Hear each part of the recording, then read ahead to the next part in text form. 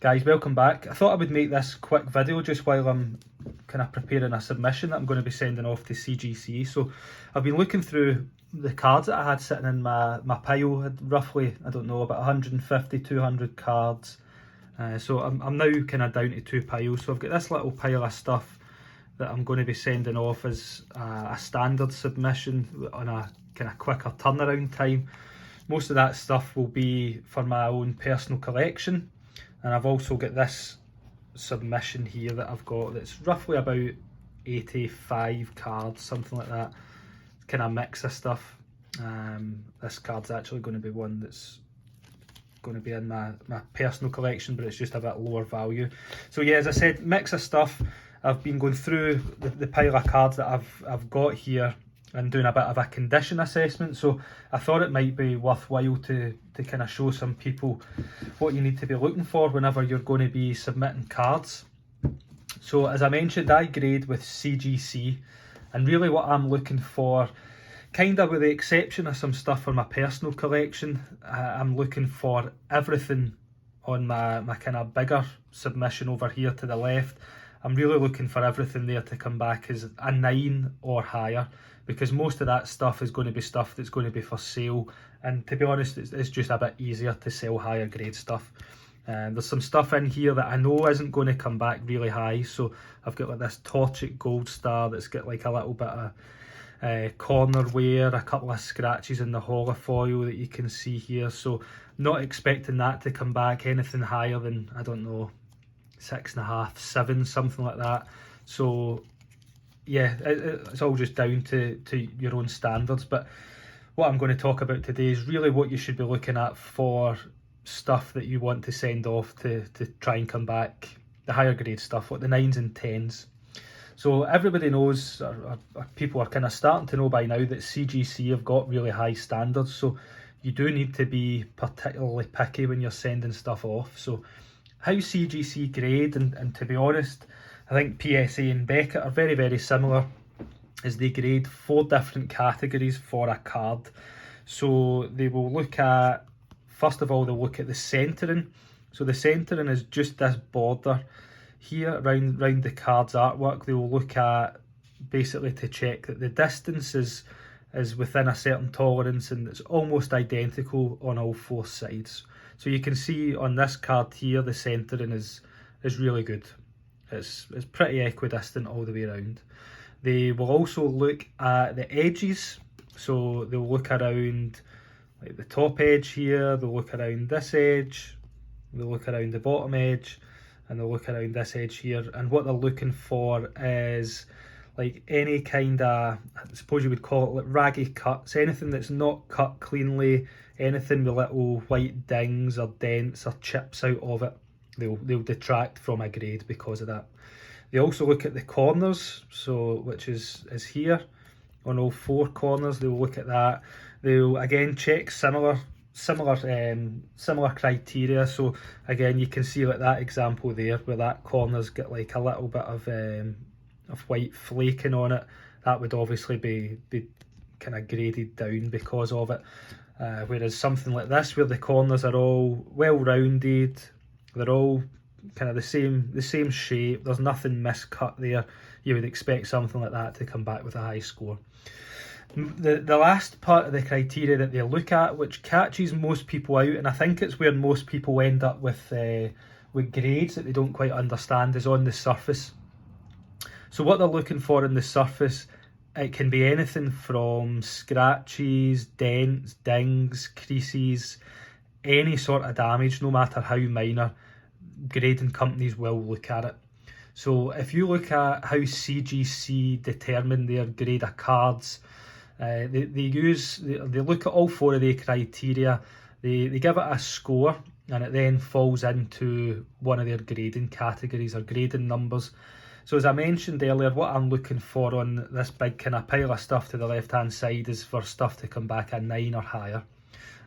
Excuse me. So for a grade 9, CGC say that the card shows at least above average centering and only a few minor manufacturing or handling defects. For a 9.5, they say that the card will have excellent centering and exhibit only negligible handling or manufacturing defects. So yeah, as I mentioned, they're pretty strict on what they're looking for. So what I'm going to do is I've got this pile here of cards that I've kind of compiled out of the 150, 200 I've looked at. These are all cards that I've kind of deemed to have defects that are out with what I would be looking to grade. So everything in front of you here. So my process for grading cards is obviously, first of all, I look at the easier stuff that you can look at. So as we looked at these Charizards earlier, the centering, really easy to look at. You can do that from a quick look over, and you can check what tolerances are within. And the edges and the corners, I always find it easier to look at the back side of it, just because I think damage shows up a little bit easier on the back border than anything.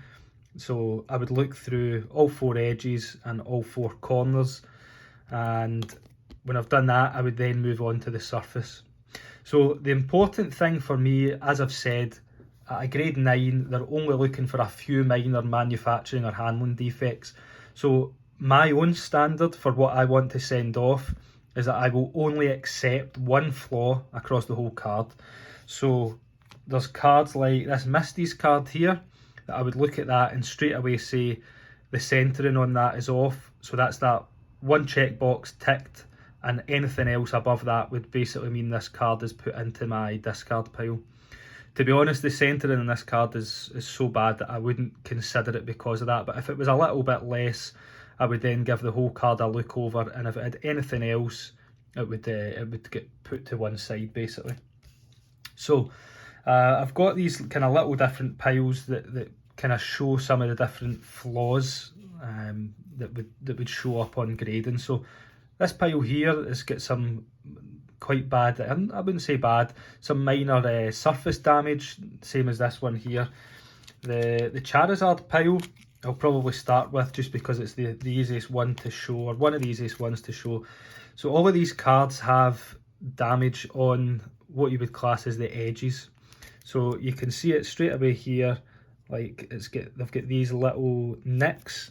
This tends to be the same top and bottom, so you can see that one again. So there, because that one's got 2 defects, or maybe you could even say 3 minor defects on the edges, that's something that straight away I wouldn't be looking to send off to get graded, because I'm not confident it's going to come back high. These other ones are probably pretty similar because these are all the same. So yeah, you can see it again. There's 2 little kind of small dings on that top edge. Again, something that would be filtered out. Try and see if we've got any other ones. So you can see that one there's got one there. It's probably got some more on the bottom, maybe not. Yeah, you can see it again. It's there. Again, these look really minor, but these are things that will cost you a high grade. You can see that one there, you've got 3 in that top left alone, so it's not worth sending off. And these other ones are all the same. So that's an example of how bad edge wear can detract from a grade. You can see that one. You can see this back one as well. Just there. So yeah, they're examples of what you should be looking for when you're looking at edge wear. With regards to corners, I've shown this card earlier, which is the Torchic Gold Star that I'm going to be sending off. You can kind of see quite clearly here, you've got some kind of white damage on the corner there, you've got some white damage on that corner. That one's the same. It's obviously it's to be expected, just given the age of the card. The other thing that I did mention is that they sometimes look at the cut of the corners, so there could be an argument to say there that the cut of that corner's not quite perfect. You can see that the fillet's kind of longer towards the top side than it is to the left side. Kind of similar for that top right corner as well. The bottom ones aren't as bad. So there's some things that you have to look at. Now the big one that, as I said, I think it will catch a lot of people off guard, and it's one of the biggest things that people will get cards back and they don't quite understand the grades, is the surface, or the surface damage. So these 2 piles is just an example of some cards that I've got here that I looked over and seen had some surface damage that to be honest, a lot of people probably wouldn't look at. So if you can see here on this one card, just along that top, you've got these two kind of horizontal, they almost look like scratches. You've got these two lines. You've got this little ding just above next to the kind of the lightning energy sign. You've got some scratching on the letters here. Really the only way to see it is to get up close and look at it under kind of different angles of a light source. So I'm lucky that to this side here I've got a window, and in front of me I've got a lamp set up, so I've got light coming from two directions just to give me the kind of the best view possible. You can also see, although it's quite difficult, there's these little pinholes. I don't really know if I can get them in focus. There's like a little pinhole on the Pokeball there and there, and you've also got this little blemish. So that one's kind of one of the worst ones, where you've got quite a few little handling defects or printing defects. Some of the cards that you'll see won't be as obvious. They'll be a little bit more subtle. So there's like this one here where it's got a little bit of flecking on the gold border, and again this here. So I've tried to take this off. I've got a method for taking off like smudges on cards, and what I use for that is this. It's like a microfiber cloth that you use for cleaning glasses. I've got that left over from before I got laser eye surgery. And to be honest, all I do is I'll try and kind of rub it off. Sometimes I'll breathe a little to put a little bit of condensation on it and try and rub it with a microfiber cloth, and if it comes off then it's all good. If not, then you know it's something a bit more sinister. But in this case it's like a little bit of kind of wax build up that's starting to form on the back of the card. Some people might use like a Q-tip or whatever to try and take it off, but I've found that something like that there that's a little bit more stubborn, if you take it off it's going to leave the kind of the remnants of it there, and it's going to be obvious to somebody. But aside from that, you can still see, again, it's quite difficult, there's these two little pinholes just under the Pokeball that, again, although it's very, very minor, it is things that you do have to look at. So that's just two of the cards. I think this one's also pretty similar on the back surface more than anything. So you can see just around the lettering here, it's actually got quite a few pinholes. I don't know if you can see them just under the M. There's like three little dots. There's one off to the right hand side. But this is stuff, if you look at the card straight on there, you can't see it. It's not something you can see. It's only when you start to put it under different light and bring it quite close to the eye that you can actually see the amount of little dots. Like if we take a count there, you can see 1, 2, 3, 4, 5, 6. So I mean, there's 7 little defects straight off the bat that you can see. There's maybe one up here that takes it to 8. That if you had just looked at the card here like that, you wouldn't see it. So yeah, it's worth looking over, as well as the back side where you'll get some of this damage that you can't really see. You'll also get ones on the front. So again, this card on first inspection, it looks pretty good. It looks pretty clean. But if you start to move down to the bottom part, you'll notice that there's a little bit of a black printing dot and this little kind of dot on the bottom corner. So I've also got this tool that I like to use to get a better look at things. It's called a loop. This is a 30x magnification one. It lets you see some things in quite good detail. So if you were to go around a card with that, you can see there, I'll just try and tilt it, how clear that black dot comes up. And then it's quite similar there. You can see it in a little bit more detail. Almost looks like somebody's kind of prodded it with a biro pen, but I know it's not, but it kind of does look like that. So yeah, this is a good tool if you're looking to try and kind of look over cards in any more detail, if you want to look round the borders, if you want to look at how clean cut the corners are as well, it comes in quite handy. You can just see how clean the cut is along the edges if you do want to go into that level of detail. Personally, I only really do it if if it's a higher value card, or if I'm wanting to look at something like that in a little bit more detail. But yeah, there's just a couple of examples of some damage that you can see on the surface that you might not necessarily see if you were just to look at the card from a distance. So hopefully that was helpful to some people. If anybody's wondering about this little tool, you can pick them up off Amazon for like £5 or $8. Yeah, as I said, they're quite helpful for looking at things and for looking at things like the corners. So there's some of the kind of the subtle damage points that you should be looking at.